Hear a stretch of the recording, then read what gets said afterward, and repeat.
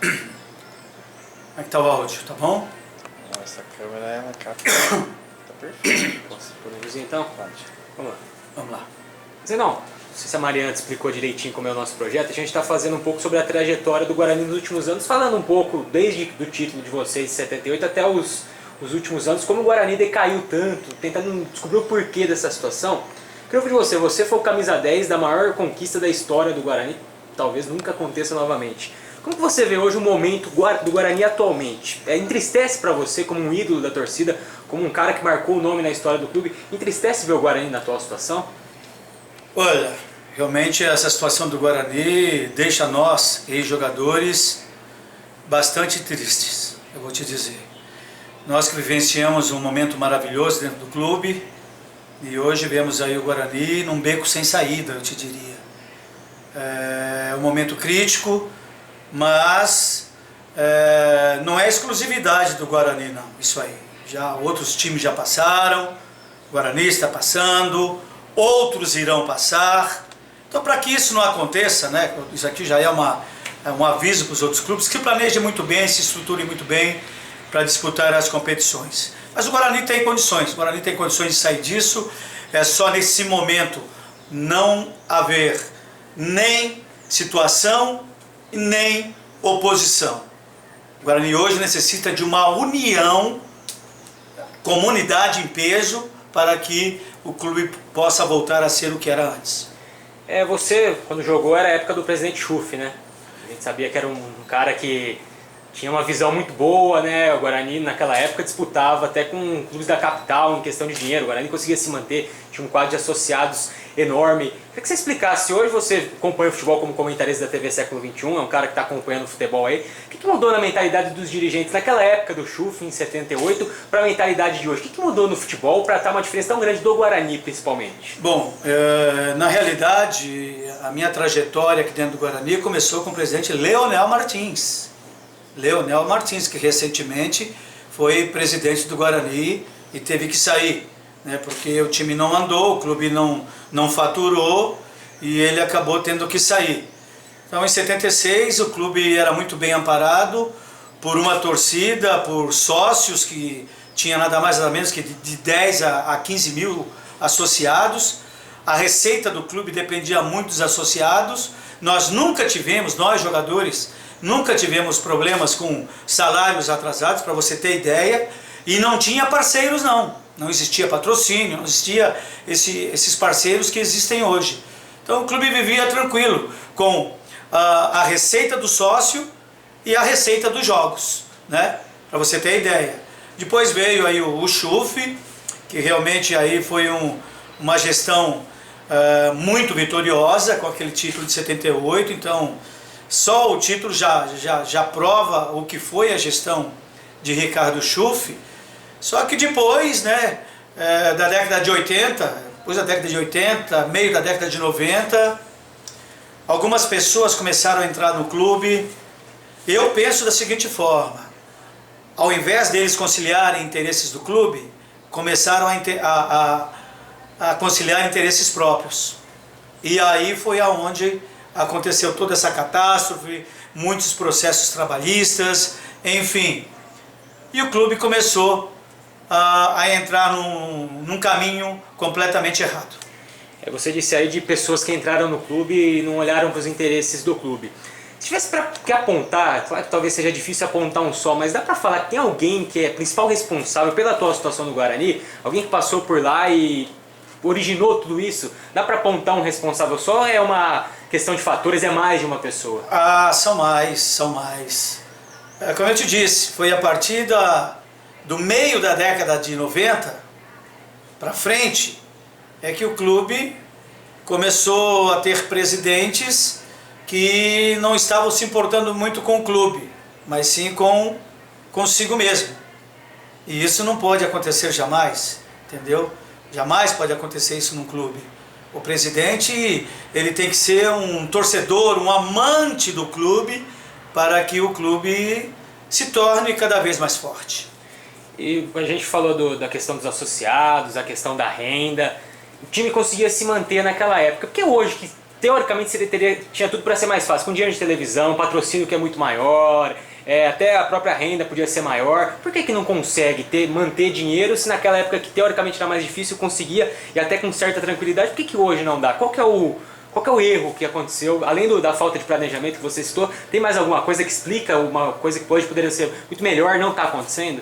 Eu acho que o futebol ele ficou muito inflacionado e os diretores não estão sabendo como conciliar isso, entendeu? Eu digo em termos de realizar contratações, de às vezes dar um passo maior que a perna em termos de pagar um salário para um atleta. Eu acho que o clube, principalmente esses clubes aí de porte médio, que tem uma receita menor do que a dos grandes, eles têm que saber formar um grupo dentro daquilo que vai entrar em termos financeiros para o clube, entendeu? E não querer dar o passo maior que a perna, porque aí vai entrar com problemas financeiros, vai estar sempre devendo, né, para os profissionais, para os próprios operários ou trabalhadores que trabalham dentro do clube, né? E aí isso aí vira uma bola de neve, porque você não recebendo, você vai entrar com processo na justiça para receber. E aí você não pagando aquele profissional que entrou com processo, vai se tornando uma bola de neve, a dívida vai crescendo cada vez mais. Então hoje o Guarani deve muito, e eu não sei te dizer qual a solução para resolver esse problema financeiro do Guarani hoje. A gente vê que a diretoria atual coloca o patrimônio praticamente à venda para tentar pagar as dívidas. Você acha que, você não vê uma solução, mas você acha que pode ser uma saída, vender parte do Brinco de Ouro, que é uma coisa histórica para o clube? Você acha que pode dar certo isso aí? Eu acho que não pode viver de saudosismo, tá? Porque você tem que pensar no clube para o futuro. Eu já vivenciei isso dentro de um clube lá em Santa Catarina, que foi o Avaí de Florianópolis, onde eu joguei durante 3 anos. Nós tínhamos um estádio acanhado no centro da cidade, entendeu? E o time com problemas financeiros, né? Que era um clube pequeno, assim, em termos de Brasil. Dentro do estado de Santa Catarina é um dos grandes clubes do futebol brasileiro, né? Mas tinha problemas financeiros. Então, qual foi a solução? Vendeu o estádio, vendeu aquele estádio, onde nós fomos campeões em 73, campeonato estadual de 73, foi disputado lá no estádio Adolfo Konder, entendeu? Mas que chegou um momento que se fazia necessário fazer alguma coisa para tirar o clube daquela situação que se encontrava. Então a melhor forma foi essa, de fazer um acordo com os empresários, né? Então nesse acordo entrou o quê? Os empresários fariam uma arena, que hoje sem dúvida nenhuma é um dos mais belos estádios de Santa Catarina, que se chama Ressacada, que é o estádio do Avaí, e lá no lugar que era o estádio Adolfo Konder foi construído um shopping, que é um dos mais bonitos de Santa Catarina, né? O Beira-Mar Shopping. E o clube está lá, vivendo, entendeu? Sobreviveu. E é um clube que se pode se considerar hoje que não tem problemas financeiros, porque recebeu uma boa quantia. E esse negócio de saudosismo, isso ficou, lógico, mas todas as vezes que o torcedor do Avaí passa ali no Beira-Mar, no shopping Beira-Mar, ele fala, olha, aqui é no estádio Adolfo Konder, estádio do Avaí, onde ele foi campeão em 1973.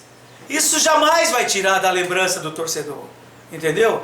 Então eu acho que pode ser uma saída essa negociação aí com empresários com o Brinco de Ouro. Outro ponto que a gente vê que no Guarani não acontece muito é a participação de ídolos, de ex-jogadores. Hoje a gente tem talvez o João Paulo lá só, mas o João Paulo no Projeto Bugrinho, que é uma coisa bem afastada do futebol lá profissional. E tinha um Amoroso que quase foi participar da diretoria, mas por causa desses rachas políticos que a gente sabe que tem muito no Guarani, ele não acabou participando. Queria saber de você, durante essas últimas gestões, houve algum convite para você participar diretamente no Guarani, como em alguma função? Se não houve, você acha que falta um pouco disso? Você, Careca, o próprio Renato, pessoal que foi ídolo do clube, participar um pouco mais, estar um pouco mais lá dentro, para quem sabe ajudar o clube, vocês que conhecem tão bem o clube? Eu acho que se isso é necessário para um clube de futebol. Ter jogadores de um clube, ou seja o Guarani ou um outro clube, né? Porque conhecimento eu tenho, sou estudioso, então eu com certeza faria um bom trabalho. Mas daqueles companheiros de 78, muitos deles gostariam de ter uma oportunidade para trabalhar no clube. E por que você acha que isso não acontece? Porque a diretoria talvez não quer competir? Você falou que o pessoal não pensa muito nos interesses do clube. Talvez membros da diretoria não querem competir com essas pessoas que são ídolos e com certeza vão ter um impacto maior? Olha, eu não sei te dizer qual é o ponto que pega, mas existe algumas pessoas que têm ciúme, que têm vaidade, porque, vamos supor, se tiver um careca lá trabalhando, ou um Renato, pode ofuscar os caras, entendeu? E eles se sentirem, sei lá, menosprezado, ou sem muita moral, nesse sentido. Pô, não tem nada a ver. Eu estou falando aqui, eu acho que não teria nada a ver. Eu acho que só engrandeceria o trabalho de uma diretoria de ter esses atletas como exemplo, né, trabalhando lá no clube. Tem uma pergunta? Só para fechar então, Zenon, você como ídolo do Guarani, camisa 10 da maior glória da história do Guarani Futebol Clube, como você vê o Guarani daqui 10 anos? Olha, eu espero que o Guarani volte a ser o que era na década de 70, é o que eu espero, tá? É difícil? Claro que é difícil, porque o caminho está cheio de espinhos e de pedras, mas nada é impossível dentro do futebol, nada é impossível. Eu já vi um Fluminense na terceira divisão, já vi um Bahia na terceira divisão, clubes que foram campeões, assim como o Guarani foi. E hoje se encontram, né, dentro da série elitizada do nosso futebol.